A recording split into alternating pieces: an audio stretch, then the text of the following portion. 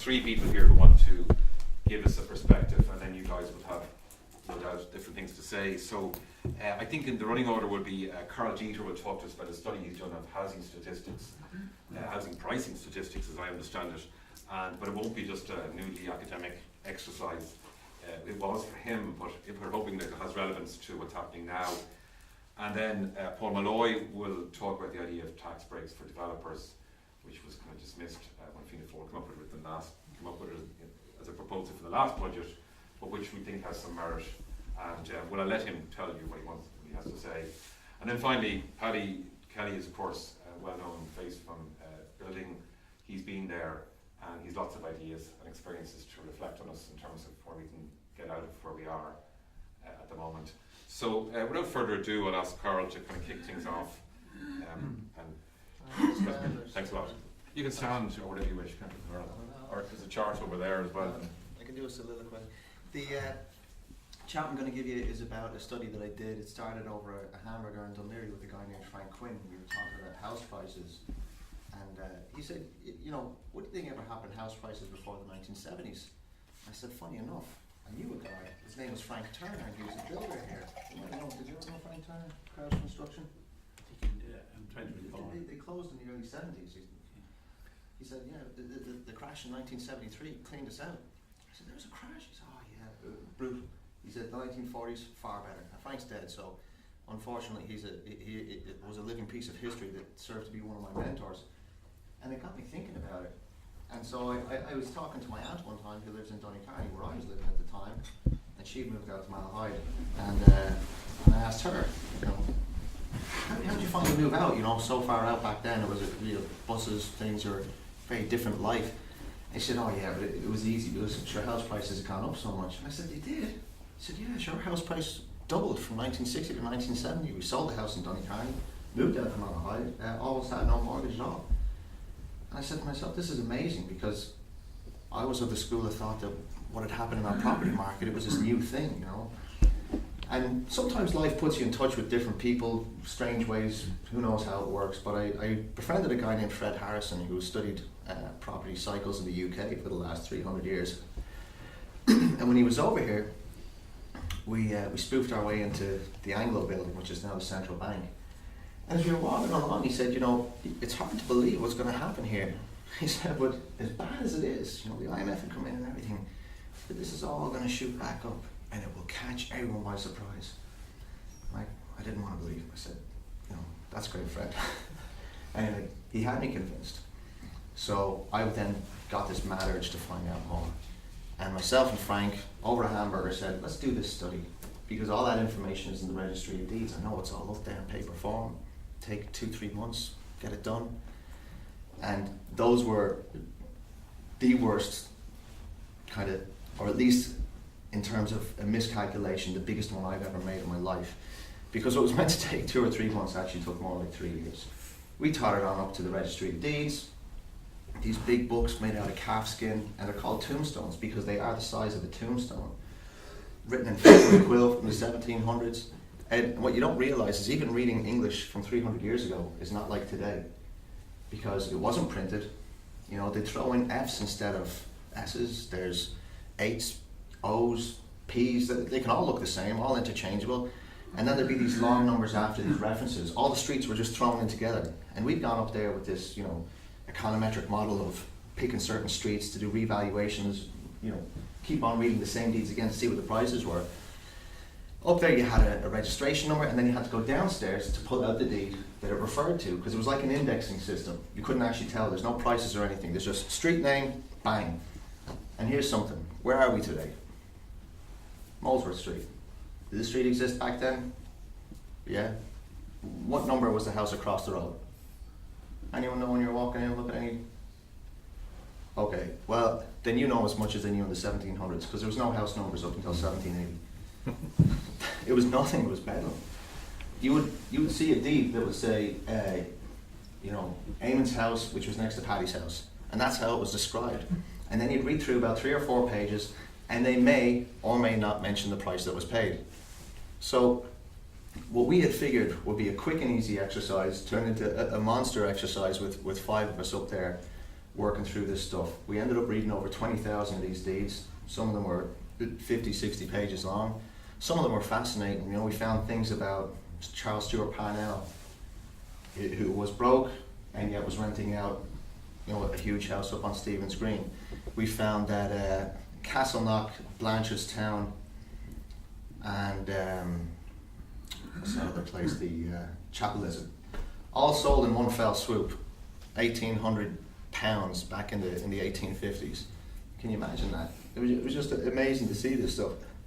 We also found historically some pretty interesting things, such as when people are talking about the National Asset Management Agency. We kind of had one of them. It was called the Landed Estates Trust. And when the famine came and everyone went broke, they took in all the property that was in arrears, that was in problems, and they held it. And the same narrative that we hear today of foreigners coming in, the vultures are here, people are doing this, there's all this wrongdoing, we are actually able to watch the deeds and see who was doing what. And what we actually found is that it was other Irish people who had been buying property, or own property, were going back in and doing it. It wasn't nearly as scandalous as it was made out to be, but it was the same approach of, we have a problem, put it all in there, cordon it off. And the Munster Bank was very similar to Anglo, which came over 100 years later in terms of getting into trouble. So there was this replication of things. In getting the house prices, we basically started to graph them all, kept on valuing the same streets again and again.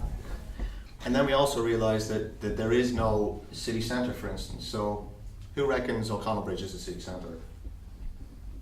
Hands? Anyone? No. Most people. Who reckons the IFC is a city centre? No.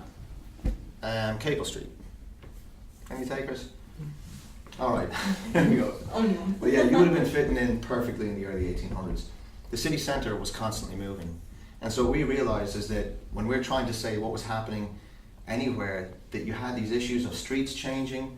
The original city centre was up where Father Matthew Bridge is. It moved down to Capel Street, and if you're ever walking down Capel Street, just stand on the road one time, look down, you'll see it's square onto Dublin Castle. In the Victorian era, they love this idea of square, straight, level, and it is actually laid out like that. Those houses were all torn down, rebuilt. It made modern Capel Street, but then it also became commercial instead of retail. It was full of tenements, as many of the streets we were looking at. So the whole place was changing. And the north side used to be the nice side. The south side was a dump. Where you see Leinster House, that was not where you wanted to be. In fact, Trinity wasn't even in Dublin City. If you look at the deed for Trinity College, I think it says it's on the Ennebrons of Dublin City. And a lot of the area down around the river was a marsh. So it was a constantly changing city, and we're trying to make sense of it. And as time went by, we eventually did get all the prices that we need. We tried to work out what inflation was, bearing in mind that, you know, when you have crop failures, inflation acts really differently. So in 1801, inflation, I think, was 29% or something, because there was a wheat failure that year. Strangely enough, potatoes weren't stuck into any statistical basket. So when we had a famine, we actually didn't have like mass deflation. And house prices in Dublin did okay. They weren't dropping off the way you'd expect. What we saw was a big Victorian boom, and every time that the UK gets into trouble, it's good for us. And strangely enough, when it comes to something like Brexit, we're actually seeing the same thing again. UK gets into trouble, we're starting to see jobs come here. And although we may have a massive trade issues coming, I think that on balance, we're going to probably do just fine out of it, because every time the UK is in trouble, we do good. They fight Napoleon, we benefit from it. They got into World War I, we boomed. World War II, same again. So just that's something to bear in mind, at least if you look at the world through the kaleidoscope of property prices. But as well as that, and it's something I've said in other talks, is that we had 100 years where house prices didn't really rise. So you could buy a house in 1900 for the same price you could buy a house in 1800. And that's just a really strange thing. People, wow, how could that be? And the solution is famines, death, millions of people emigrate. It's the only thing that ever kept our house prices in check. Other than that, what you had was a time where there was basically no activity. So in the past, when you got crashes as such, all the activity would stop. And a lot of the streets you see around today, they're actually named after developers. Ainger was a developer. Beresford was a developer. Gardner Street, Luke Gardner. So the whole history of this city, no matter what you think about developers, is actually intrinsically tied in many ways into what they were doing. And thinking about Leinster House even, you know, you hear about developers fighting over land or some deal that's being, you know, argued between them. Pembroke owned over where Marion Square is. And if you ever walk out the back of Leinster House, do yourself a favour and just look out and say to yourself, imagine being a Victorian with this nice, square, straight, and you'll see that there's something wrong there. Marion Square it's off. It's in the wrong place. It's not meant to be there. There's a building edge there, and that was done because Pembroke wanted to give 2 fingers to Lord Leinster.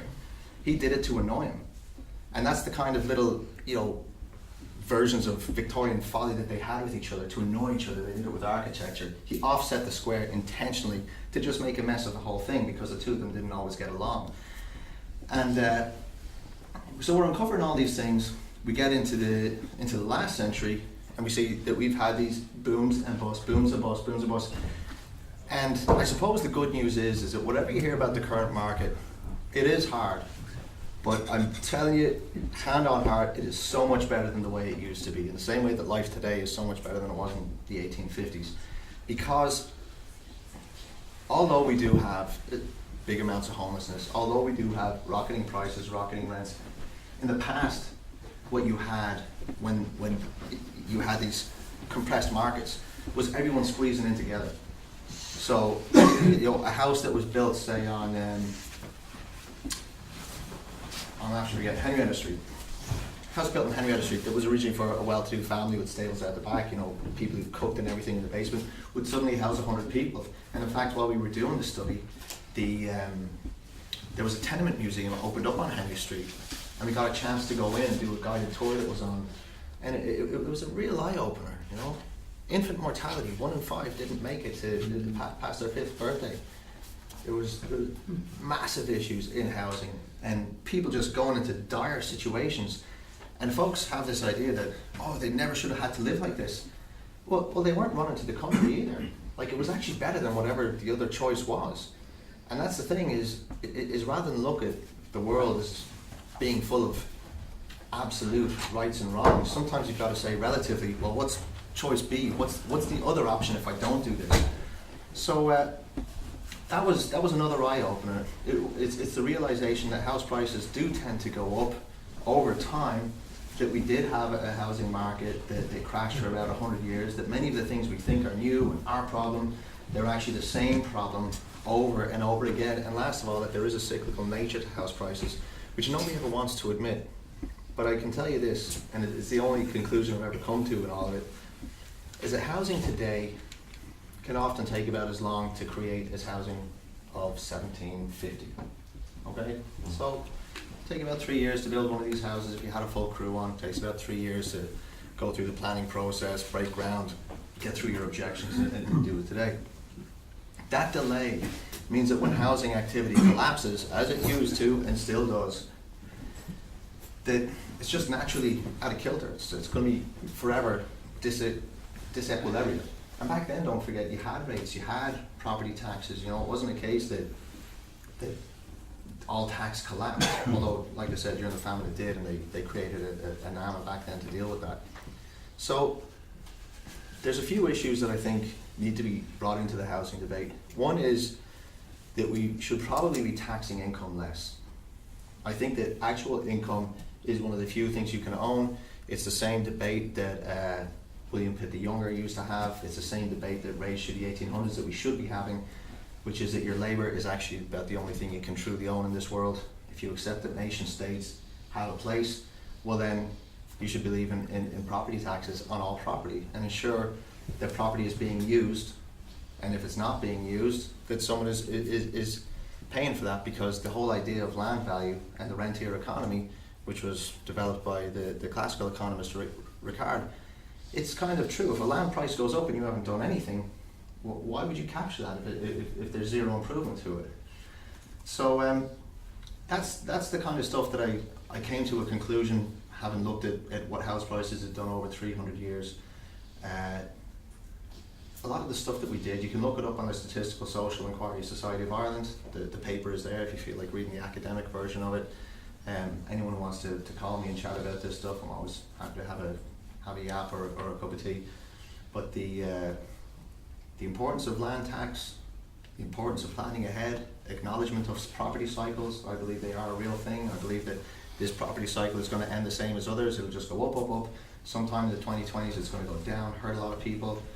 I think that there might be a way to escape that kind of inevitable outcome. I think we've missed that opportunity in this property cycle, and sometimes that's just the way the world goes. And also to remember that versus the other things that have happened in the past, that as bad as this is, no matter what you hear on Joe Duffy or anywhere else, it was actually way worse in the past.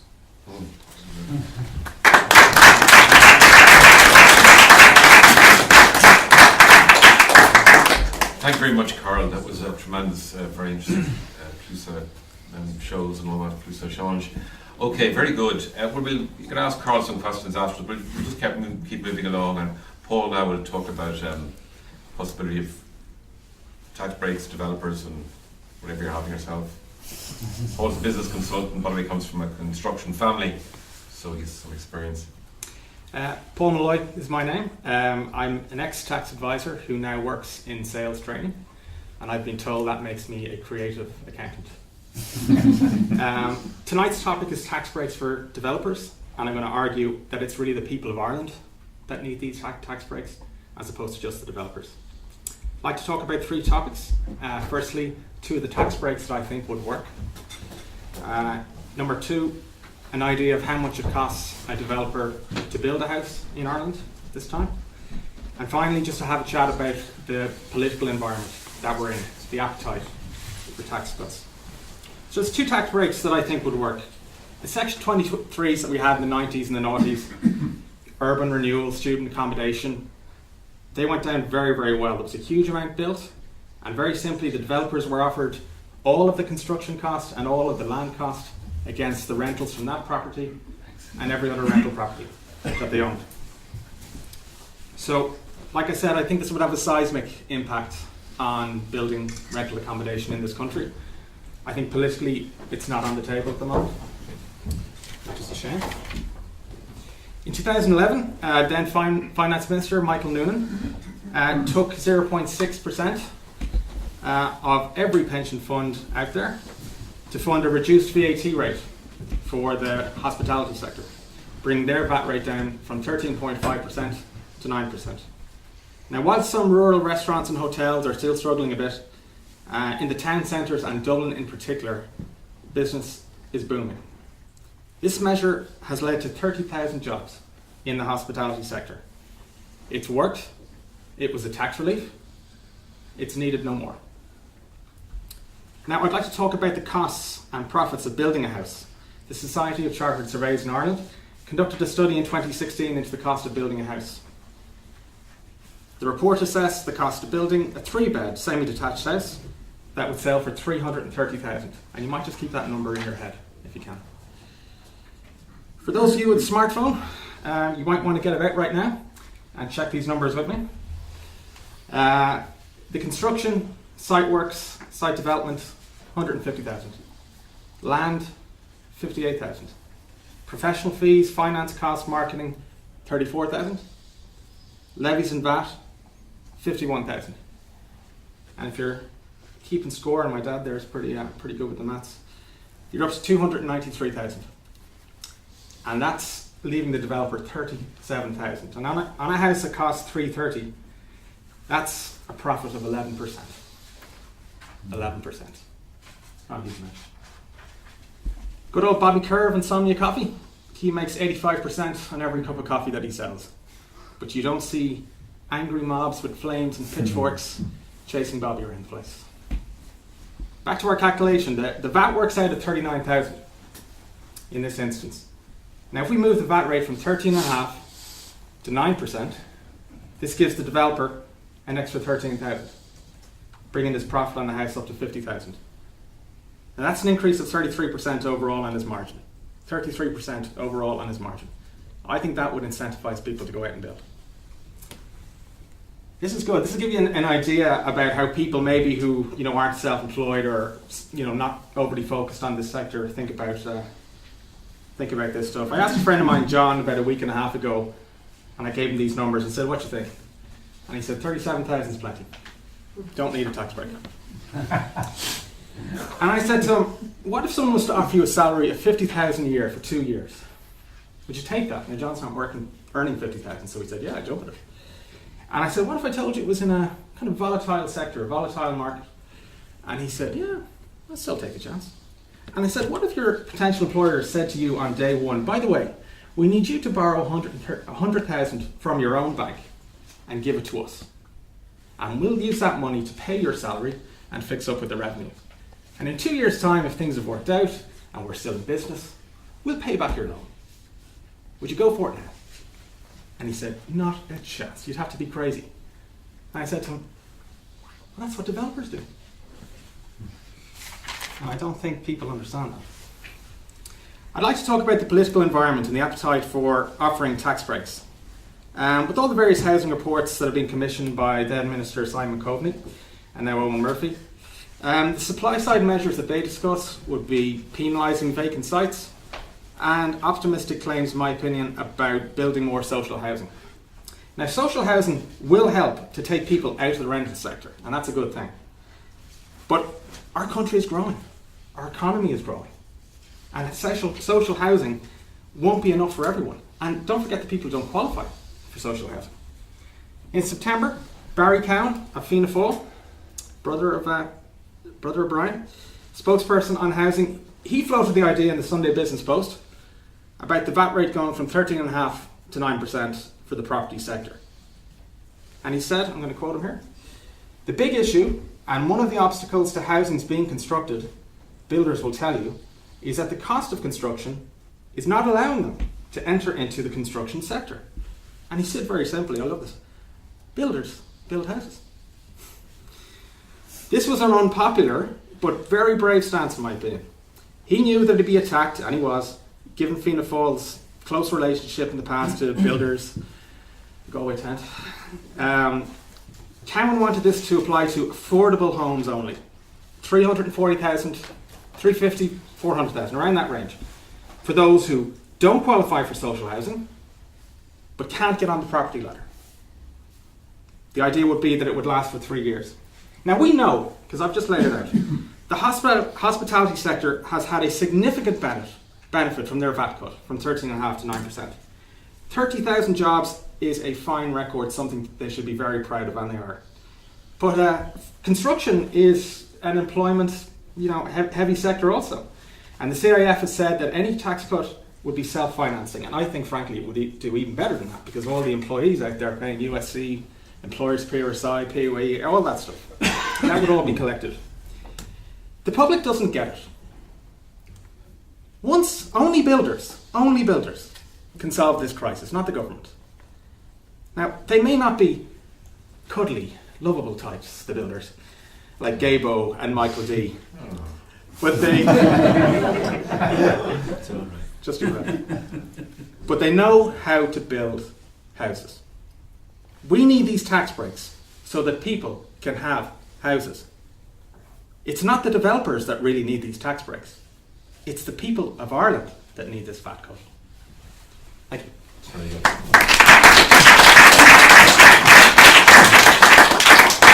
Thank you very much, Paul. That was very good indeed. Okay, well, we'll come on to one of the less uncuddly developers, Paddy Kelly, who is going to share his thoughts on what these two gentlemen have both said and the housing situation and what needs to be done. Well, I suppose I hope I don't sound too sad.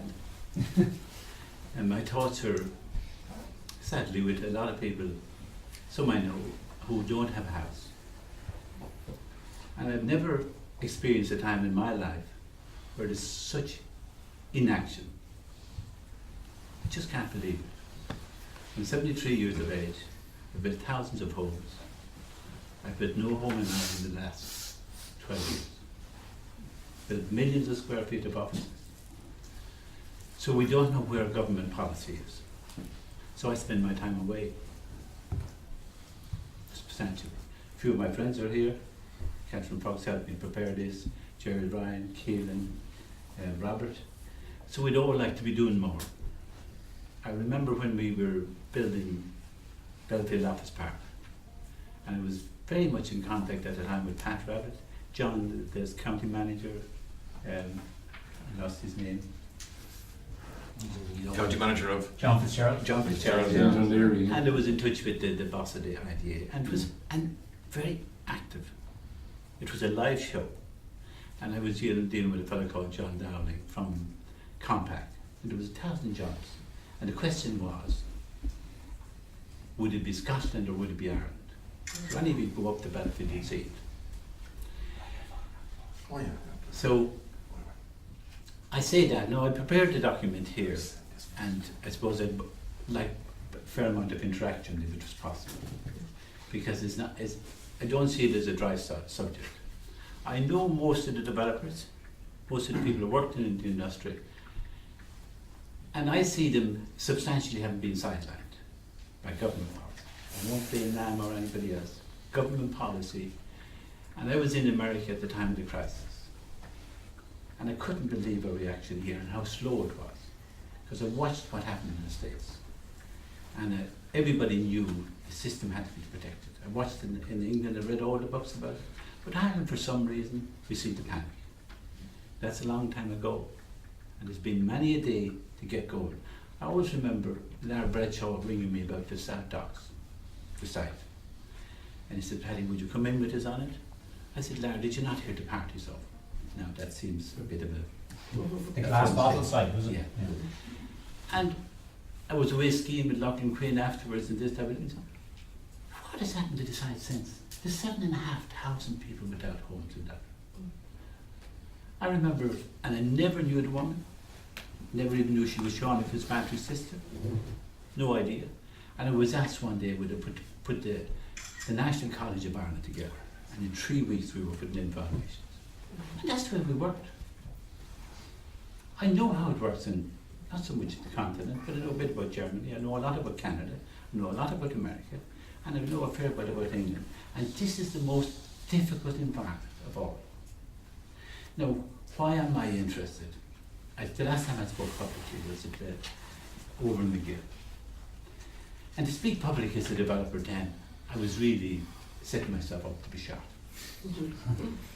But the saying, the Aztecs used to say, don't take life, but don't take it personally. Where are they now? So as I look, and I hope I'm not taking too long, but it is a kind of a personal journey for me. And I see there was an average of about 50,000 homes, 59, built in 12 years up to 2008.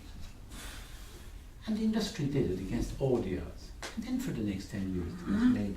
We don't know how many was built because we've no method really of measuring. The first thing I learned with my father, always measure twice and saw once. It was always, and for God's sake, get on with it. So I find very little of that around me now. Maybe it's my age, but I have 3 sons in the business. One is in America, totally different environment.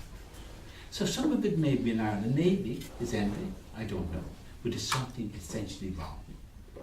When we can have so many people without homes, and we have passed over the responsibility largely to international money and international companies.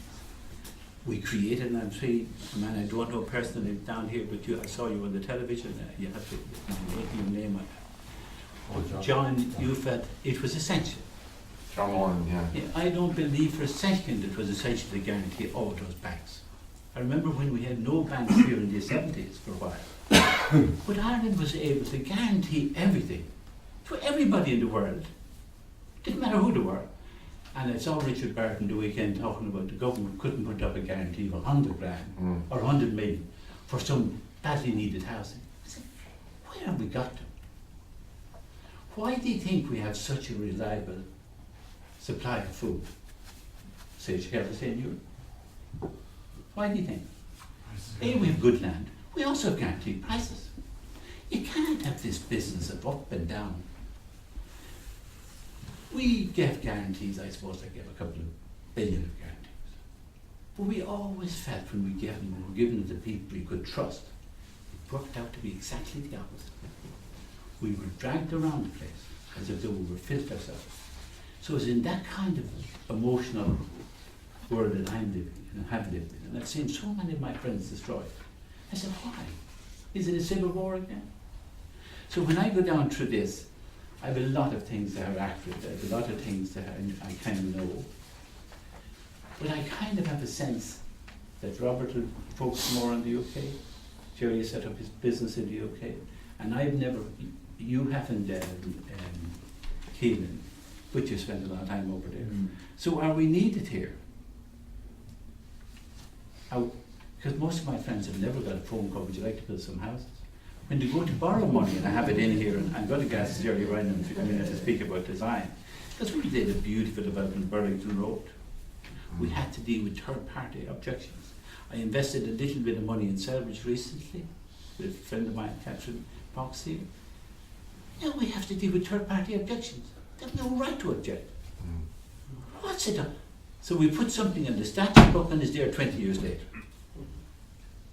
So I say, is there any sense of urgency? Is there anybody hungry?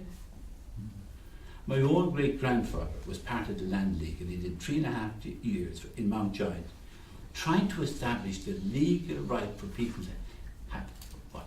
The right to an pony, or maybe 2 acres of land. So when I see development land, and when I spoke over in McGill, I said, why didn't we bring in on board the Kenny report? What right has someone who buys 100 acres, influences the councillors? I remember Kildare when Ballymore paid 105 million for a piece of land. What? I mean, that ended up as, if you like, public debt. What was all that about? Why should one family or 10 families get all that money? And then you build 1,000 houses and everybody has this big mortgage. There's no VAT in England. Robert McCarthy's going to speak now. I'm going to ask him in a second just about their experience over there.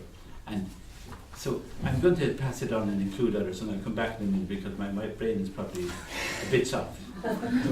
Yeah, well, I So suppose, can I, Robert is a friend, and he'll explain his experience in England. I'm just as uncuddly as Paddy, so I've come from that that unfortunate background, being a property developer and a property investor. But just to give one simple example, and what Paddy's talking about, how the system is not working here, is in the UK, who suffered many of the same problems we had, and obviously slightly different scale for obvious reasons, but in 2013 they introduced a thing called permitted development, which was to allow development to happen almost immediately for the conversion of office buildings to residential, and the conversion, subsequently then in 2015 they extended that to allow the development of the immediate development, a change of use and conversion of industrial buildings to residential as well. So that's had a massive impact in terms of, it was literally in the course of a couple of weeks you sent a letter to the local authority, the relevant planning authority, and you clarified a couple of basic points in relation to listing and drainage and car parking, but there was no third party influence or impact, but it had to be a building of a certain type, converted to residential, and I mean we have done nothing here. The one thing that I suppose, in fairness to Owen Murphy, has introduced this fast track on board Cronulla planning policy for residential developments of over 100 units. But anybody who's in the profession, and Jerry might be better to qualify as an architect to talk on this, but I'm actively in the business in Ireland as well as the UK, and I haven't met one professional who's anything good to say about the proposal. There hasn't been one residential scheme granted from it yet. It's going on for a couple of years at this stage. The on board Cronulla are inundated with they've lost staff like all the rest of the public service. They are now expected to do an awful lot more work. It's dependent. The system is still dependent on they've taken away third party input, but they haven't taken away the fact that the local authorities are fundamentally involved in the process starting. And from my direct experience, that is a problem. One other example of the UK and something that could be done here, I suppose it touches in a peripheral way on the sort of thing Paul's talking about, is direct action in terms of government policy on the finance side of the housing model, is that they introduced a help to buy scheme, which has a similar name to our scheme that was introduced here last year, but in a very different detail. And the crucial detail is that in London, for properties of up to £600,000 sterling in value, the government will give a 40% guaranteed deposit to a purchaser, a first-time purchaser. So if they're buying a unit for £500,000, they can borrow 200,000 of that from the government, interest free. They then put down a deposit, in that case, of somewhere in the region of £15,000 and take a bank loan for 285, or, you know, they're broad numbers. You know, that, of course, here if you did that, it would be accused of helping developers and adding to prices. But in the UK, nobody says that. And what it's done is, it's a lifeline, because the UK, long before Brexit, was starting to be come down the other side of a cycle that had started in 2009, particularly in London, and it was already starting to slow down. And Brexit has obviously exacerbated that. But even in that context, that Help to Buy scheme, and particularly outside of London, but even in London, is still proving massively effective because of all the numbers of people who want to buy. They're not speculating, they're people who simply want a house to live in. And they can, that model assists them to do that. Here, obviously we take a different view. You know, it comes back to, I think Paul alluded to it, is that, and Paddy did as well, is that, you know, you can't be seen to help developers. Even for something that, I mean, I would argue that, you know, a suggestion like the Section 23 that Paul mentioned, not only would that actually be directly impact the amount of activity and the supply, but I think it would also, the revenue coming from it, the 9%, the reduction to 9%, it's a bit like the old CGT reduction from 30% to 20%. Suddenly the revenue goes skyrockets. Much more so than it's doing with hotels. Because in the hotel industry, all that's happened is the hotel prices, you know, the revenues are going through the roof.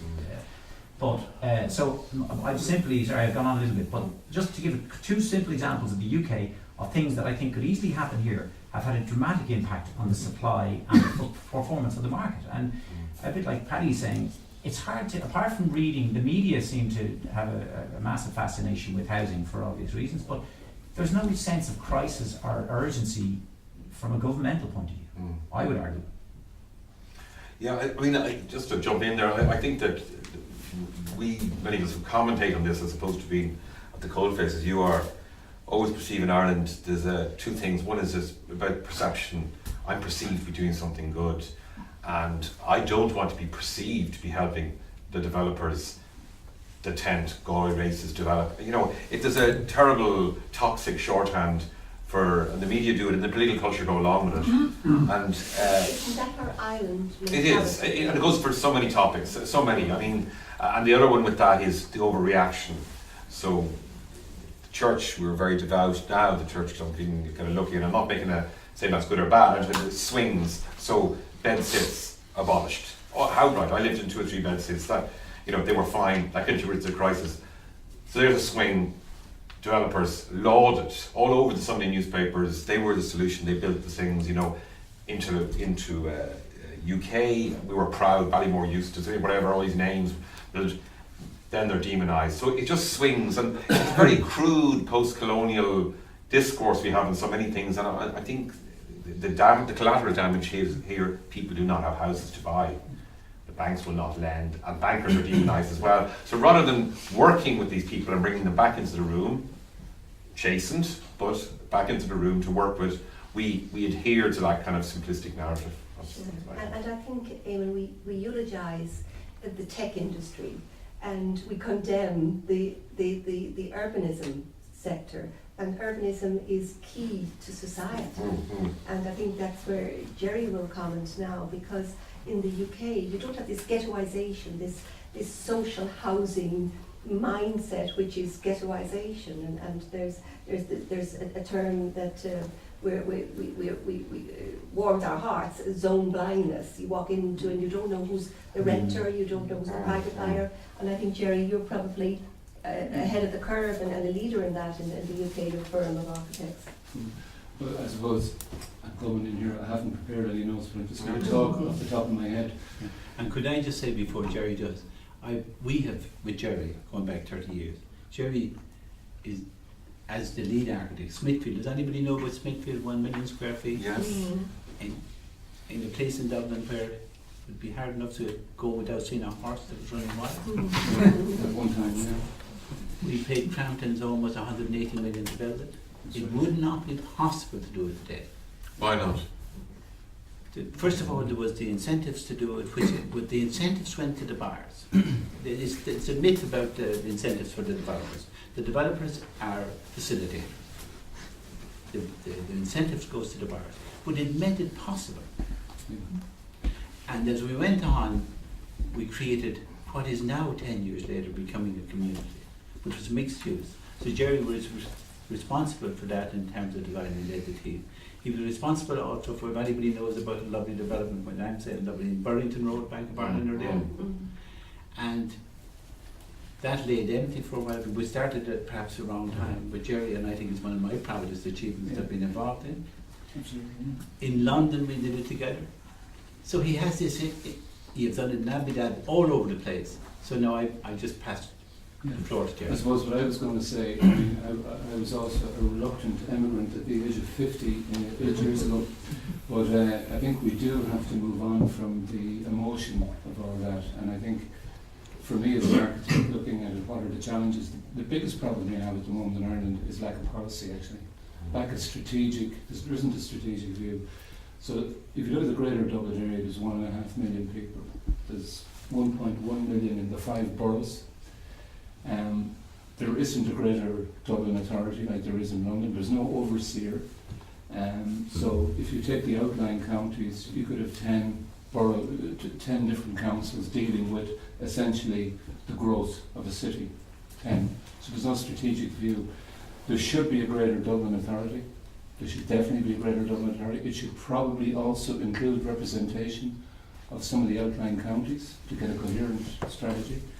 I think what we suffer from, and this gentleman was talking about the famine and why did houses not go up from 1800 to 1900. Well, actually nothing happened between 1800 and 1900. We had the Act of Union in 1801, which closed down Dublin basically. We had a famine. The population went from 8 million down to 2.5. And the UK population in the same period went from 16 million to about 50. So there was total devastation, nothing happened. So we didn't build infrastructure when they were having their industrial revolution. We didn't build infrastructure, we didn't build railways, we didn't build undergrounds, nothing happened. So we are where we are. We could be given out about all that as well, but it's irrelevant. How do you move forward? There needs to be a coherent strategy. Dublin consists of, when I checked the figures, I think it's 900 square kilometres in Dublin. There's 1,200 people, sorry, is that right? 1,200 people per square kilometre. So there's 1.1 million people in Dublin. In London, there's 1,500 square kilometres. There's 5,500 people per square kilometre, a population of 8 million. Dublin is a mid-sized city, quite apart from the fact that we have a shortage of housing. What we also have is a huge growth in population predicted. I was at the ULI conference in October, and they were saying that by 2050 the population of the Republic could grow to 8 million people if we got our act together. But we're already seeing I'm hearing some of the projects that people like Google want to bring into Ireland. They can't because we don't have infrastructure, we don't have services, we don't have housing to house these people. So we're caught. I suppose the problem is also the opportunity. So how do you convert that? How do you look at? And I mean, one of the things I took out of the conference was the need. You know, when you look at, say, take Paris as an example. In the core of Paris is 2 million people. But in the central, what we would call the theme city of Paris, the Paris that everyone visits. But there's 8 million people living outside that in what is called the intermediate city. And the intermediate city in Dublin, it's too late really for the core of Dublin, because I think Owen, the head of Dublin Corporation, said that they've identified 1 square kilometre in Docklands that they can develop and put 25,000 homes in it, right? But Dublin is growing at 50,000 people a year, so that would cater for 1 year's growth.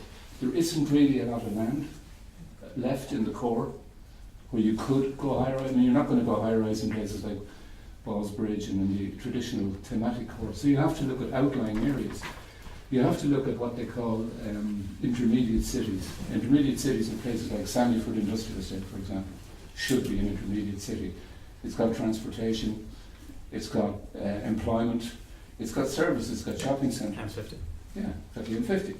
Why is there not a strategy to put 100,000 people living in Sandyford? Why are we not knocking down some of the old industrial estates and redeveloping them?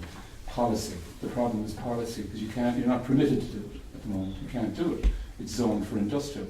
So what's happened in Cherrywood is Heinz Group have leapfrogged out of Sandyford and they're developing a new town in Cherrywood, and they've brought the Lewis down there, which is a visionary thing to do. So I think that for me as an architect looking at it, there isn't an overarching, it's kind of like there are people everywhere doing bits and pieces and it's not stitched together. And, you know, I think we have 1,000 people a week coming into Dublin, new people, 50,000 a year. So leaving aside the problem of existing folk that have homes, how worse is it going to get?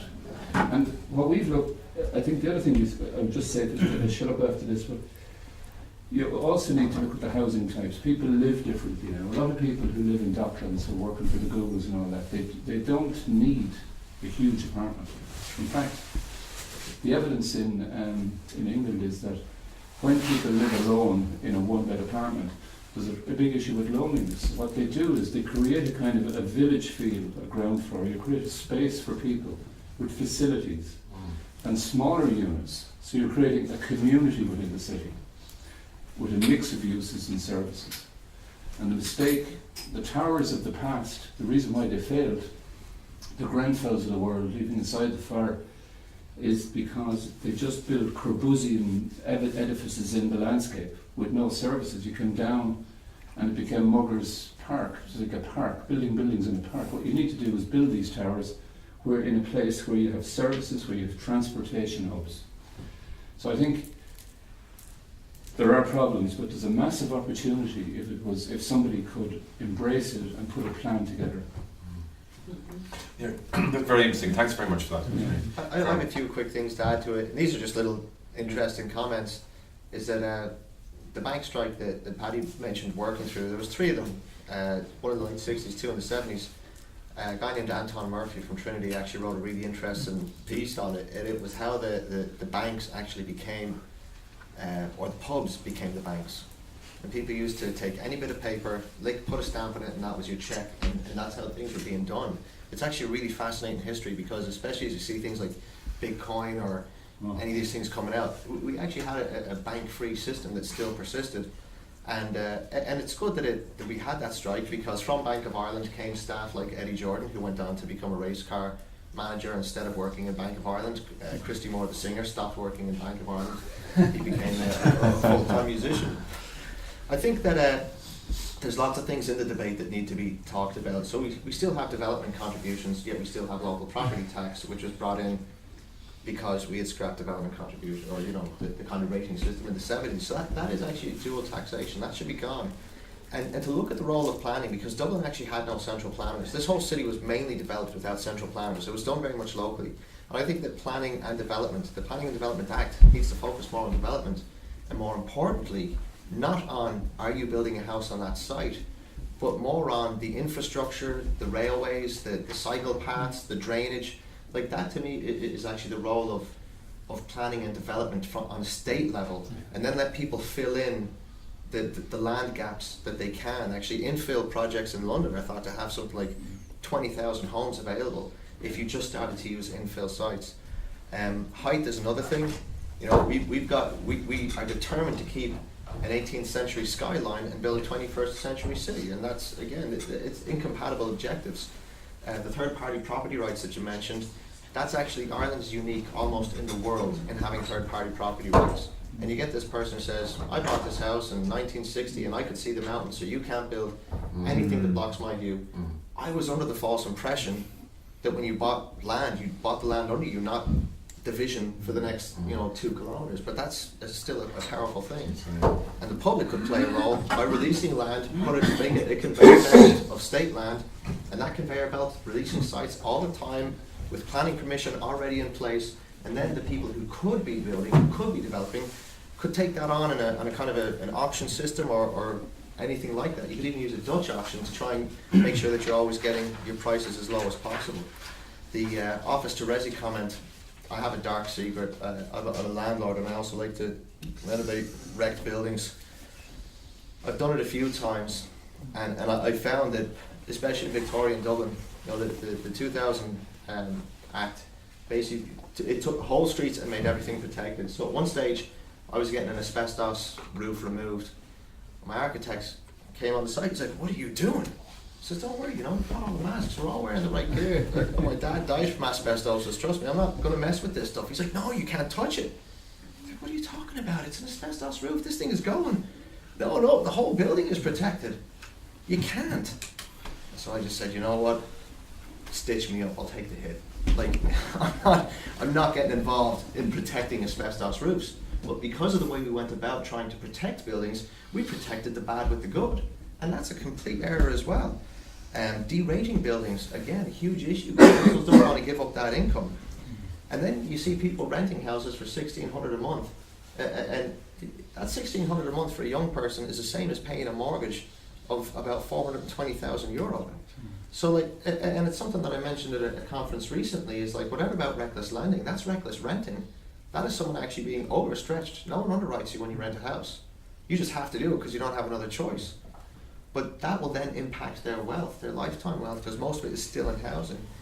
And just to say that, you know, the 1800s in the USA, the 1870s, they had a railway bubble. And when it crashed, railways suddenly became cheap. Companies like Sears, Roebuck, all these, they suddenly were able to distribute everywhere.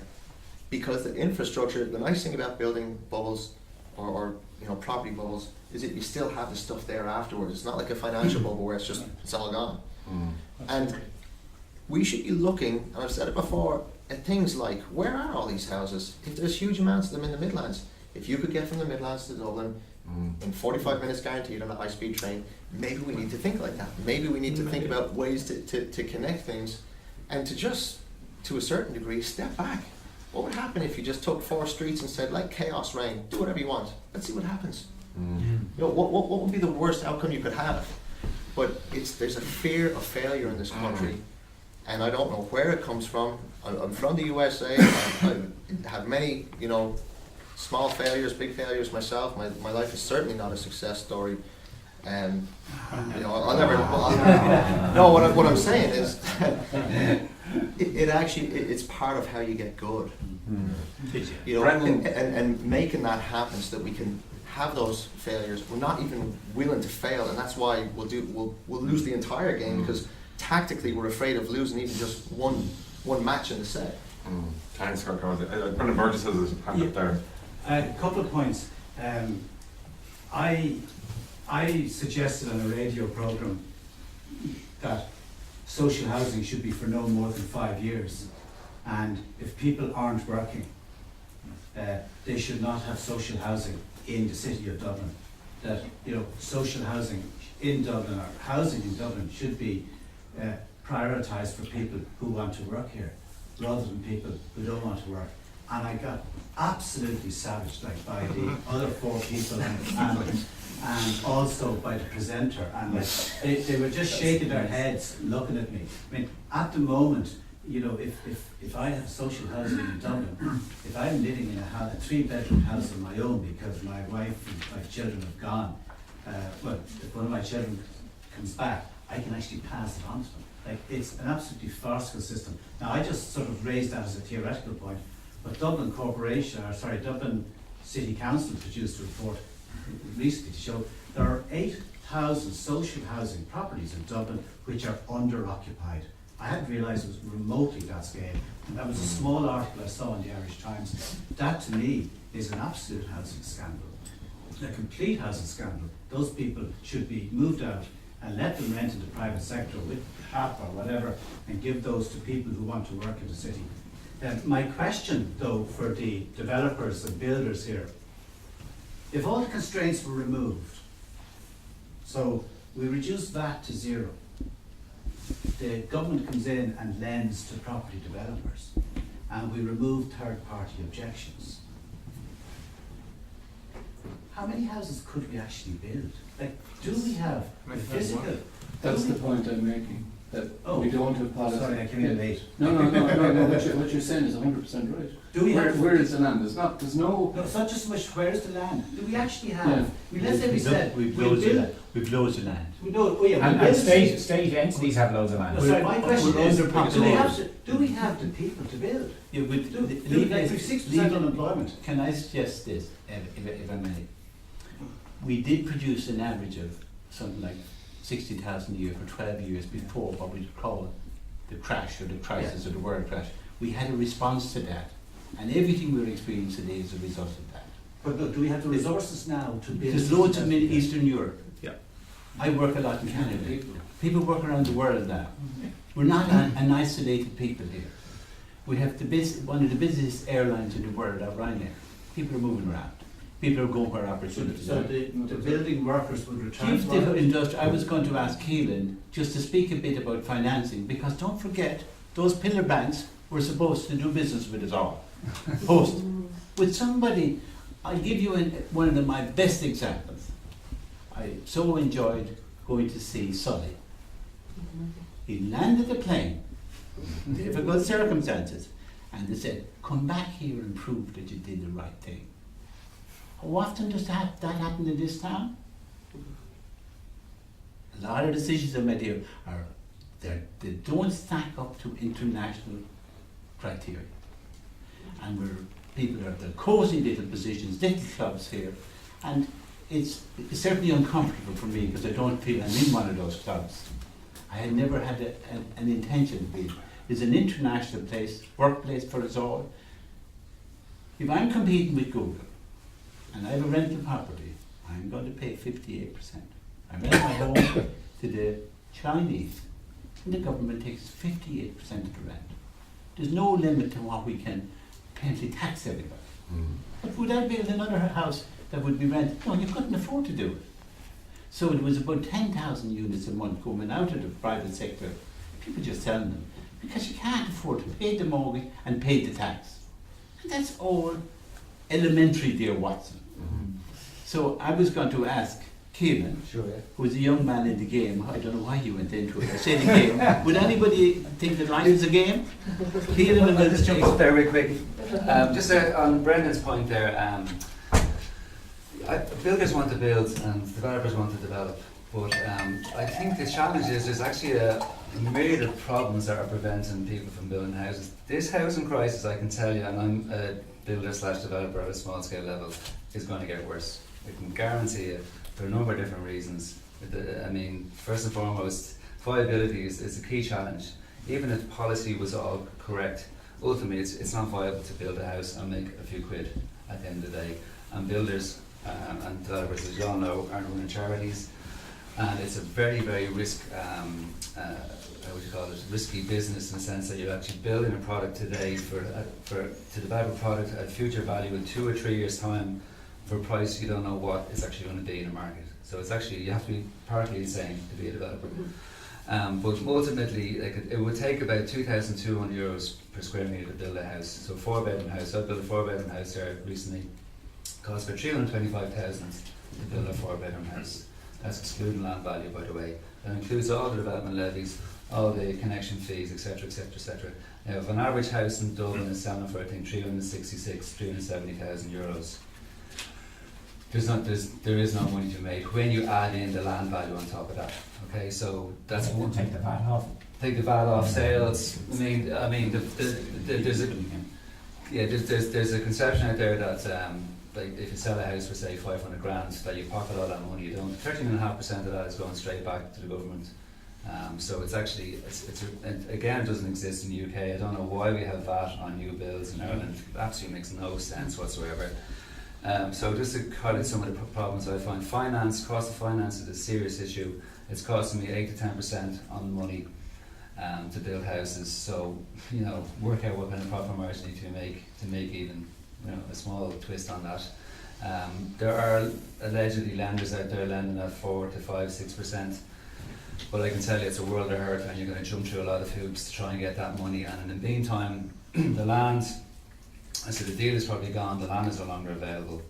Land values are also way through the roof. I mean, I think, Paul, is it you mentioned. That was a great report by the Society of Chartered Surveyors, but it's impossible to buy a one-off per stand site for €58,000, whatever it is now. Well, this was average. The I average. know it's per average, yeah, I year. appreciate that. The report is a great report, I'm not saying that, but like minimum, a site in Dublin for a one-off, say 3 or 4 bedroom house in a Midland sort of middle class area, it's going to cost 100, 150 grand easily.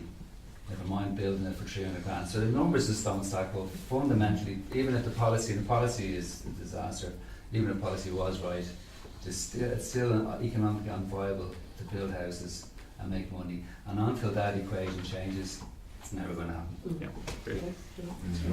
Thanks, Keelan. That's great, Keelan.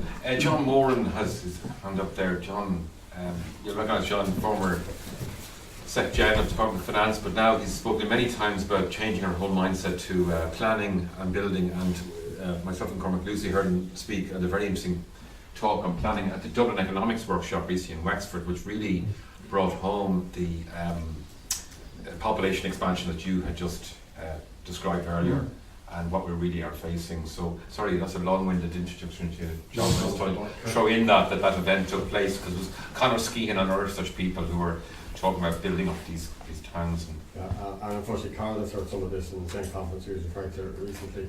And first, just to clarify, I did not agree with the guarantee in terms of all the banks, because I inherited the guarantee, and so there was a lot of problems in terms of capitalisation of any loan guarantees, and I wouldn't have been recommending if we had started there. So we've never met, but just to set the record on that one. What I guess what I wanted to pick up on was, I think it was yourself that said that we have a crisis or a problem at the moment, but you can actually think of that as an opportunity. And what I've been trying to extol in the last year or two is just how much of an opportunity we have here as a result of population growth that's coming through the country. I mean, if you cross to the other side of Europe and listen to the policymakers that are struggling in Bulgaria and Lithuania and other places where their population is going down by 20%, 30% a year, you'll understand what the other side problem is. Houses will be a lot cheaper, but the place is getting into real difficulty. So we have the right dynamics. It's just a matter of actually using them correctly. And I think because of that, I think we also have to probably look much more radically at what we're doing in terms of things. Now, been listening for the entire debate here, and this is one of my problems with Irish property resolution discussions, is they all take place in Dublin, and they all take place only talking about Dublin. With the exception, I think Karl mentioned about a fast train from Mullingar. I wouldn't necessarily suggest stopping it in Mullingar and go much further if we really want to build a country for 8 million people. The other kind of thing I would say is looking at the UK is not necessarily a very good idea. The UK land rules, the UK ownership rules, we inherited the whole lot of them, and they gave rise to an awful lot of problems in the UK as well. And I think there is a chance with Brexit, when we can finally grow up as a country, to start thinking about things actually radically different. We've sort of started down a process which is helpful about capping rent income with a 4% cap, so that rent doesn't actually keep going up by ridiculous amounts. It should be tied to inflation, but not necessarily be a fixed number. But there's also an argument to be said that when you buy a house, and this happens in some European countries, where the state has the right to buy back the house when it transfers from one person to another. Because actually giving land, as we've done in the UK, as we do now in Ireland because we follow the UK, giving ownership of a piece of land in perpetuity to one individual is not necessarily a sensible thing at all, because that's what gives rise to the infrastructure problems we have.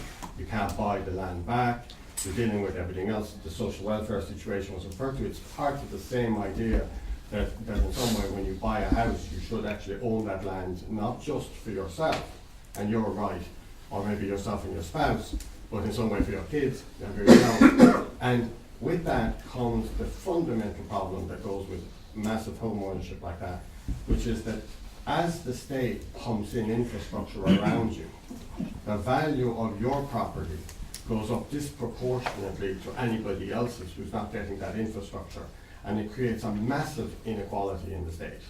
which we're seeing in spades down along the Dart, in terms of the highest ownership land is actually held not only just by for high ownership, but by many of the richest families in the country, because of the infrastructure that was effectively provided to them for free, which raises the question aligned to the ownership as to why, in terms of all the tax changes we make in this country, we shouldn't stop the private resident exemption and actually tax it, particularly above a certain threshold.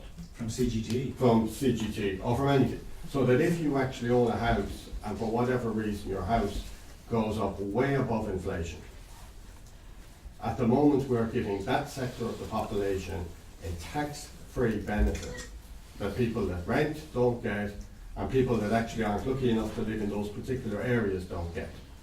And I would be suggesting something along the lines of what you see in commercial buildings and other places across Europe, that when you buy a house in Ireland, maybe a much more radical approach is that the state has the right to buy back that house whenever you effectively decide you don't need it anymore for yourself, for your wife, or husband, at a price set from the beginning, which may give you a guaranteed income or increase in value of, let's say, 5% or 2% above inflation or whatever else. And if they want to exercise it, they can pull it back, and they can pull it back into the system, which will clarify an awful lot of those views issues that we talked about. If we need a big infrastructural development right in front of some of these houses, Yeah. that actually that ownership right disappears. Now, the other thing that I know Eamon wants me to talk about here is that because we look so myopically at things in Dublin, and we're dealing with very high construction costs, we're dealing with very high objections and everything else in Dublin because of the way that the city has been allowed to develop. Connor Skeen would probably agree with the gentleman in the front, the architect whose name I can't remember. Jerry, Yeah. that you actually try and build a ring around Dublin. Yeah. But that is the classic US approach, which will hollow out the centre of Dublin over the next 50 or 100 years, right? Because the land in Dublin is not sufficient. On the other hand, we could, by putting in one fast train, okay, across the other side, people probably know I'm from Limerick, so you'll obviously guess where I'm going to get the land, right? So I said, if I was from Cork, this argument would have probably been successful. But if you had one fast train to a point, let's call it somewhere in the Midwest, which was less than an hour away now from the city centre of Dublin, Yeah. in terms of Houston, you could build up a whole city of Dublin around Houston and that whole area, which is where there's actually quite a lot of land in the Phoenix Park, it must be said. And you would then have a node on the other side of the country, Yeah. which itself would be less than an hour away from 3 of the other cities. Can I in just Ireland. say to that, John, why not build a fast train to Naas and Newbridge? I mean, I'm from Tipperary, actually, not far from you, right? But the reality is that the reason we have a problem is we don't have infrastructure to get people around. And this man asks, can we build houses? There's people travelling up from Gorey every day to work in Dublin. No, but the point I make about this, right? No, so the build reason a I- fast train to can I- Naas. Can I answer the question? Yeah, yeah. The reason I'm not suggesting Naas, okay, is that for far too long in the development of the country, we have, because of the scars from decentralisation, and the Charlie McGreevy idea that decentralisation was tossing stuff all across the country, we have made the assumption, and it was referred to in terms of the train, as bringing people into Dublin in the morning and taking them home in the evening. We have made the assumption that our country is going to be around one single pole, right? And I think the debate now needs to happen as to whether we can actually have a country with 2 poles rather than 1. With the result that, as we had back in the 1800s, and I disagree that nothing happened in the 1800s, because the city I know very well in Limerick was actually totally rebuilt in the 1800s, right, in the 1830s. But ironically, one of the things that ruined the city centre of Limerick at the time was they put a new bridge across the Shannon, which made it attractive to live in what was then the countryside. So that Limerick actually developed as a rounded, a donut city. But if we actually took a view, encouraged by a new thinking in Dublin, that our services do not all need to be in Dublin, because trains go both ways. And therefore, if people in Dublin were travelling out on the train in the morning to services that they need to occupy, rather than the rest of the country coming into Dublin to do it, we would suddenly find ourselves with at least 2, if not 3 or 4 options. And if you look at the models in some of the best cities of the world, which are built up in those kind of nodes, and of course Naas would be built up as well in that context with Dublin, which would prevent the rise of property prices because everything is in one place. And that's why I say the London model is not a particularly good model, because those people who understand why things like Brexit have happened in the UK understand that a lot of it is caused by the dominance of one city in the UK. I use London as an example purely of how you can fast track planning and how you can facilitate development. I totally agree with your radical thinking. Can I just say one thing, John? Radical thinking, I completely applaud it, and I hope, but I have absolutely no confidence that we will ever do that in Dublin. I'm 47, and by the time I stop being involved in property in this time, I don't have any confidence that we'll have that radical thinking. And it's partly because I don't disagree with you on that I suggested 2 years ago as we started running into this problem, to take an entirely different approach in a city, whether it's Limerick or you want to pick another one, I don't really care, but take an entirely different approach potentially to ownership and everything else in that city. See, just to sort of moderate there, if that's what I'm doing, I think you're having related but different discussions. I think on the planning process, what the UK is doing in fast tracking, that we all agree that's a good thing. I think what John's identifying, and I've heard you eloquently talk about it on the radio and at the event in Wexford with Conor Skeen and others, is the idea that the dominance of Dublin is contributing to so many problems. It's ill thought out, and the spatial strategy was thrown out the window. I tried to ask Conor Skeen from the housing agency whether that was worth revisiting, and I didn't even get it.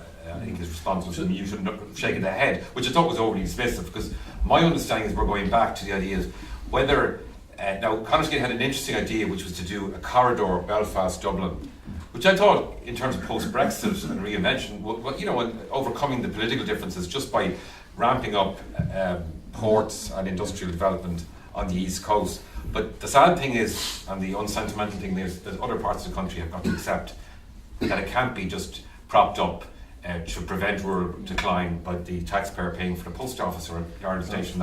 But you would agree with that, I think. You think that taking towns, other cities, and building them up, as opposed to building up lots of small little towns and one-off housing and all the rest of it. I guess the real point I'm trying to make, and again, as I said, if I was from Cork or Galway, it'd be an awful lot easier for me to make this argument, is that I would draw a line across the middle of the country, and I would have a country develop along that line. And it's a small enough country that it can happen. I mean, we're talking about moving out to Cherrywood. I live in Island Bridge. It would take me well over an hour to get to Cherrywood. I could get to Limerick, or Limerick Junction, wherever you want to pick, in less than an hour on one decent train. The other thing that was interesting about the way we approach life is I heard the M50 mentioned a couple of times here as a good reason why you would build stuff out around by the M50. The M50 is full. Look at highways in LA and look at down the rest of them. You can keep building lanes on the highways and all you get are more cars and congestion. You have to start with public transport in order to accommodate 3 or 4 million people on the island, because we won't be able to do it with cars. Could I just come in there for a second? Yeah. I agree with the emotional aspiration of building another city. If you look at the history of city-states, and if you look at Venice, which was a great power in the 17th century, the city was the state. If you look at Tokyo, they built the trains. They have the trains travelling 300 kilometres into the city, but still people locate business in Tokyo. Still people come and want to live in the main hub. So what you're doing is counterintuitive. That's the first thing. The problem at the end of the day, you talk about the M50. That's why you build another road. If you look at examples, if you look at Atlanta, they have that road, then they built another one. If you go to Beijing, there's 13 roads around Beijing. The M50 actually needs to become one of the main streets of the city. That's the reality about a new city. You talk about hollowing out a city. I get the example of Paris. There's 2 million people living in the core. 8 million live outside the core. You're not going to kill the core. The core of the city is kind of the thematic part. It's the defining piece of the city, the spirit, the cultural centre.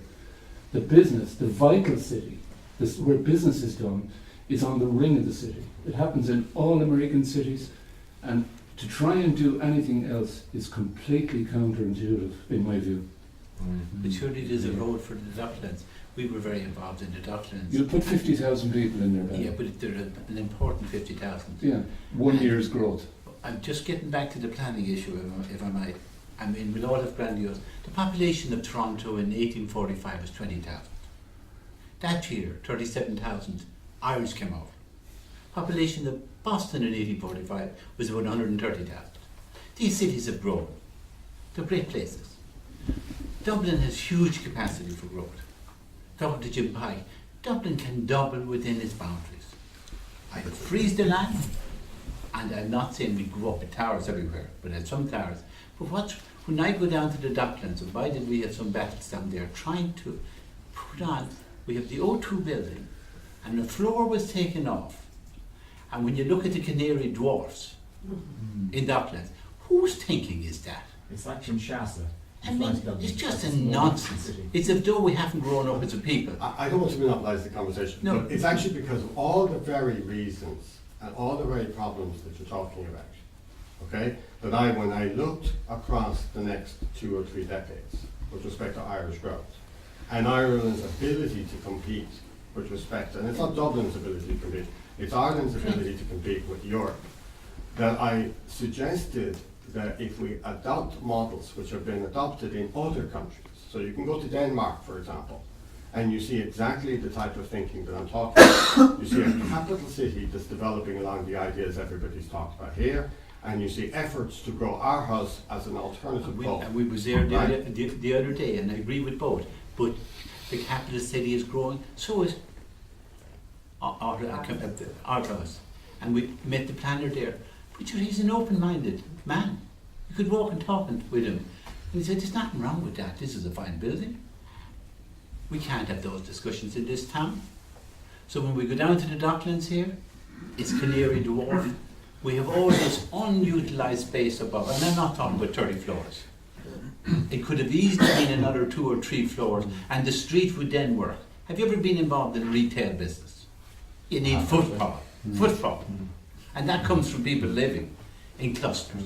But we all agree with that, and the point I'm trying to make, Our policy doesn't agree with it.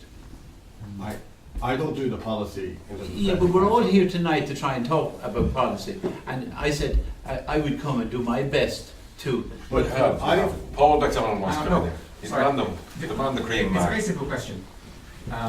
You fly to Dublin from anywhere, and it's like flying to a third world city. The French, you know, every continental city figured out how to build higher than 6 stories 200 years ago. You try and do it in Dublin, even still, within quite close to the city centre, and you're told you can't, because the planners talk as if they take place in Venice. They talk about the skyline of Dublin.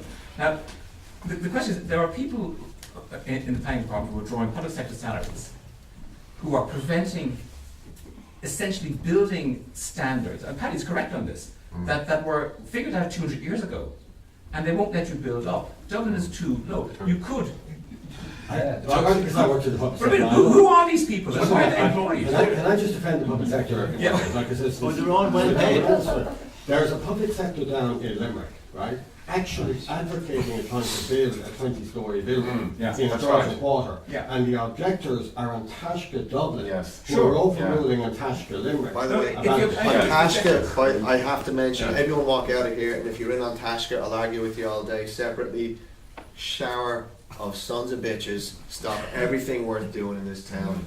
If you actually talking about Canary Wharf and whatever it is we're getting, next time you're crossing over from the IFSC to George's Quay, there's a new development as you cross over, just to the left. That was held up for a year because Antashka wanted the top 2 floors back half a floor, and you can see now that it comes up from the river and like that, and then up again and across. It is ridiculous. And there's a thing in Dublin where they don't want you building higher than 13 metres. And Antashka I take celebrated. John's point though. John's correct. I They mean, celebrated it- by it- when the objectives. Children's Hospital in the Matter site didn't go ahead. They were delighted because they saved the skyline. But you know what they didn't save? Was loads of children's lives who probably died because that hospital wasn't there. Can I just and that's interject something for that, one that sec? needs to be mentioned. Karl, it's not like the only problem we have is trying to get height. I am involved in a number of projects at the moment which are 2-storey high. Getting And anything. I'm a couple of years in the process. And I'm not saying that all public servants are bad by any stretch. I'm sure like all guards are not bad. But we have a situation where, a bit like the teaching situation, the vast majority of teachers are fantastic. But if you get a bad one, there's nothing anyone can do about it. Could I ask John, say if the public sector hadn't been paid their wages for maybe 3, 4 or 5 years, how many would have turned up, do you think? They've guaranteed money. They're overpaid. And I can say that with reasonable confidence. And it seems that people can be taxed and taxed and taxed. We're the highest, almost the highest cost, I think, economy in Europe. Our productivity is not high. We're dependent on our American cousins to provide the jobs.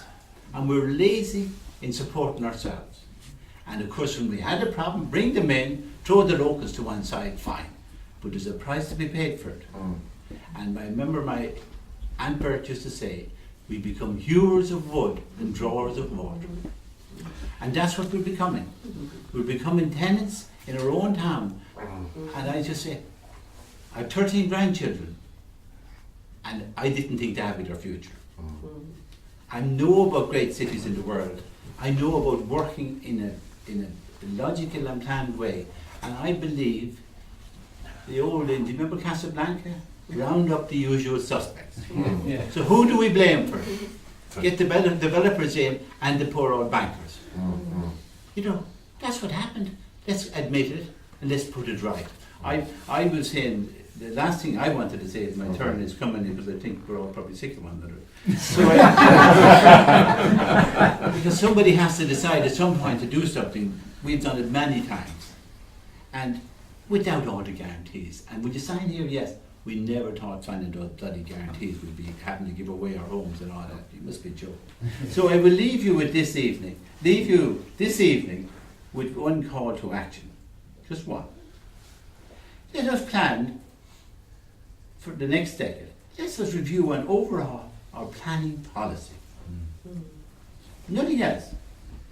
Let us do this by taking examples from best in class. And by that I don't mean Limerick or Galway, I mean internationally. We all use the modern mobile phones. We didn't invent them. We don't build our own trains. We bring it all in from up above. We're in the service business now in Ireland, but let's at least house our people. I mentioned earlier, why have we plenty of food? Because it pays to produce it. Very simple. Very good. Tom McEnany wants to get in there. Yeah, can I? A couple of things. First of all, Paddy, it's a pleasure. I remember you were one of the first people I interviewed as a full-time journalist. And I remember coming away from the interview thinking, there's a very intelligent man. I haven't changed my opinion since. The Kenny report, I remember 20 years ago writing a piece on the Kenny report, and at that stage it was about 25 years old. I think it was back from 1972. It'd be great to see it being revived. And for those people who aren't familiar with it, as I remember it, it's the government acquiring the land on the arterial routes and then putting in the services along that land and then selling it piecemeal to the developers. So the government is getting the value out of the uplift that comes from the putting in the services while at the same time providing much more land. In relation to the second, John's point about having a second city, or indeed the spatial strategy, which I remember from what is about 20 years ago, where they were talking about 8 nodes, something that seemed like a great idea for a while until it got hijacked politically, and then 8 nodes became whatever it was, 30 nodes, and then became no nodes at all. I like the idea, and in principle I agree with it, but I think there's a much simpler thing that we could be doing, which is just for my own case, and you mentioned Limerick, so I'm allowed to type for Cavan here for a moment, okay? Like Cavan, you can buy plenty of houses for less than, in towns in Cavan, there's plenty of places where you can buy houses for less than 100 grand, decent houses. And it's not because Cavan is such a terrible place to live, I can promise you that. But at the same time, there are loads of towns where every third retail unit is lying empty, is lying completely fallow. There was a great report I wrote about it myself earlier in the year, for the Retail Consultation Forum, a framework for town centre renewal. It didn't get that much publicity. It was done by the manager for Donegal County Council himself is a very entrepreneurial manager, but there's an excellent report on how you can harness local resources in order to develop towns around Ireland. And rather than developing new cities or look at new nodes, I would say there's plenty of potential for making the towns that we already have much more attractive, and therefore making it people want to live and work in those towns. A lot of with great respect, a lot of the housing problem that we have is focused around Dublin and some of the other cities. And when you go to towns, that issue isn't there at all. I'm trying to squeeze as much. Two last points. One of the problems with housing, we saw during the week the central bank reviewing the mortgage rules, and that's fine. I'm not saying whether the mortgage rules should be changed one way or the other. Okay, I'm leaving that as a separate point. I do believe that the people who set the mortgage rules shouldn't be people who are ultimately beholden to Frankfurt. I believe it should be set by an organisation that's ultimately beholden to Ireland. And unfortunately, we have a situation in Ireland where Michael McDowell wasn't successful all those years ago in separating the powers of the regulator and the central bank and having a twin-tier approach. And so now we have somebody who's ultimately, as I see it, responsible to Frankfurt, something they've conceded themselves, but only in conferences outside of Ireland. And finally, one of the speakers earlier on pointed out that in the UK you have a very successful Help to Buy scheme, and it is a very successful scheme. I understand from speaking to one of the consultants who's involved in putting that scheme together that the UK, and maybe this has already happened, I'm not sure, my information is a few months old, was reviewing that scheme because their only issue with it was that it was a government guarantee scheme, and they would have preferred a privately funded Help to Buy scheme, a mortgage indemnity guarantee. And the only person, I should warn you, the only person I know who opposes a mortgage indemnity guarantee that I know of is Brendan Burgess, is sitting in the room. So anybody else has even given this remotely serious consideration to it? The only person, apart from the New Zealand, Australia, Canada, Holiday, France, Italy and Mexico, all of whom have implemented a privately funded mortgage indemnity guarantee scheme. But aside from those, I guess there may be others. I'm just saying I left out the insurance companies who's promoting it. I don't know. They also get promoted.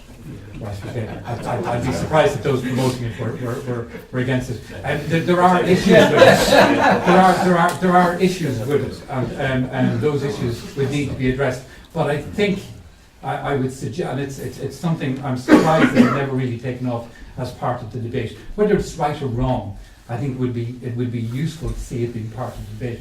There's one thing about taking some of the risk out from the banks and from people buying houses. If you make it that bit less risky, then it's easier for developers to get financing. If you make it easier for developers to finance houses, you make it easier for people to to build houses, and I think that's a good idea. That's very good. Thank you. And I just have to head. Yeah, okay. Could I just make a quick point on that? Fine. There was extensive discussion at the time about the mortgage indemnity guarantee, and the idea was that, we wanted sensible borrowing. The solution was not to allow reckless borrowing with a guarantee.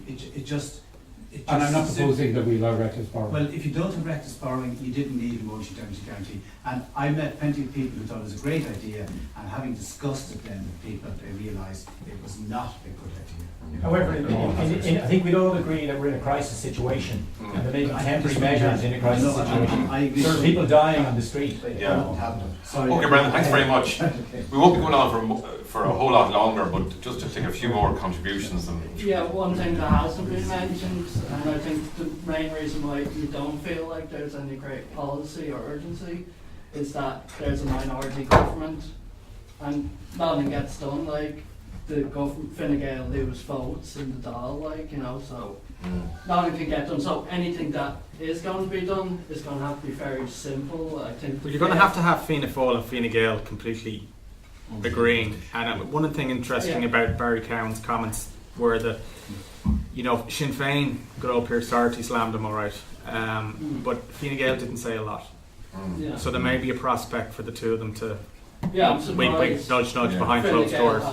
Owen Murphy absolutely did not, take it to task. Really? I'm surprised. And as well, then Fianna Fáil won't do anything with USC.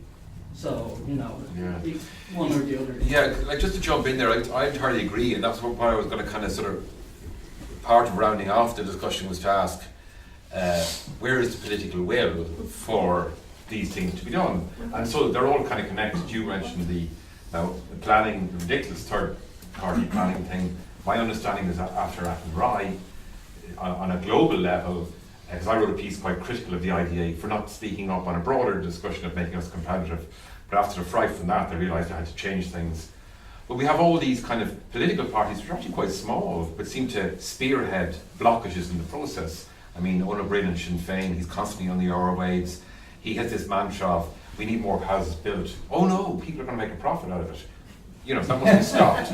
You know, it's kind of like a complete, but no one calls him out on it, you know. Our own Taoiseach opposed development in his own constituency. Well, that's in the mix as well.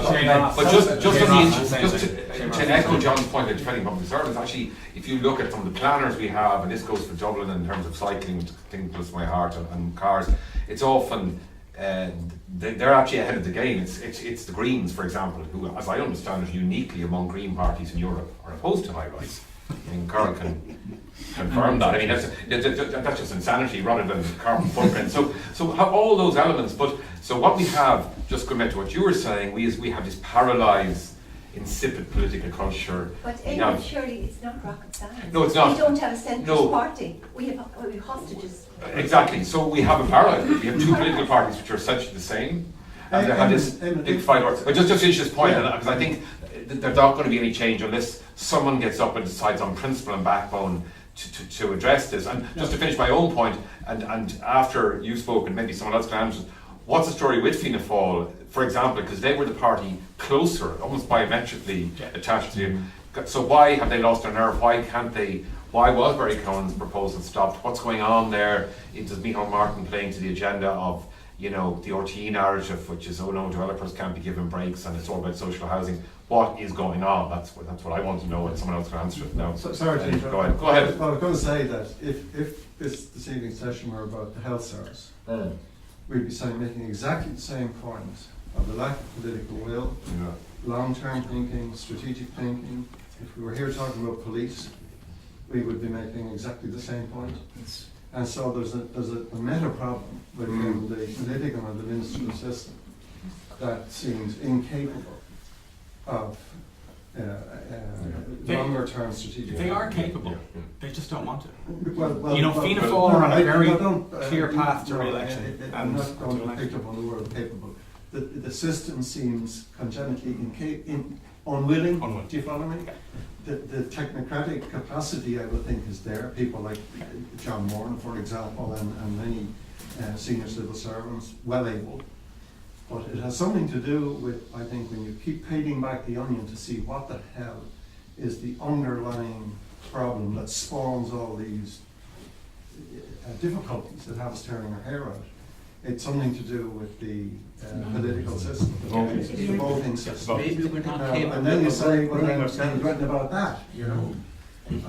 Williams had a piece in the Irish Times this weekend, and we talked about this whole subject, and I think we realised what he was saying, or at least a corollary to what he was saying, was that if Britain has the same problem, is that we have a low productivity, dysfunctional economy where property is seen and ownership is seen as the great engine of wealth creation.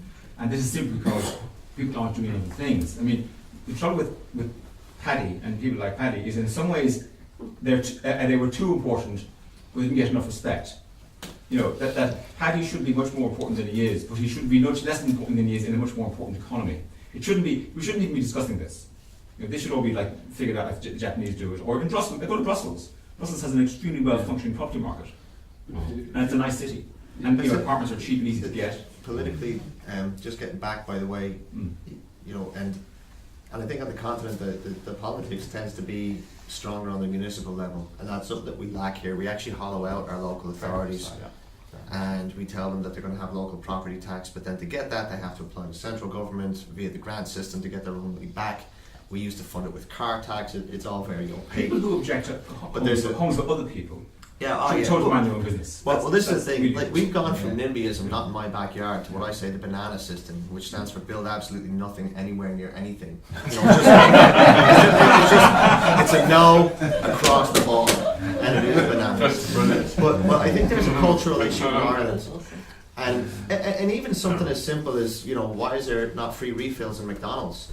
And I'll tell you, when you go to other countries, you can get another Coke refill, and you wouldn't get it here because there's this view that people will abuse it. Maybe some would. I don't know, but I'm just saying culturally we're different. And I've spoken to Jan O'Sullivan when she was we didn't even have a minister of housing. We had ministers of state with responsibility for housing.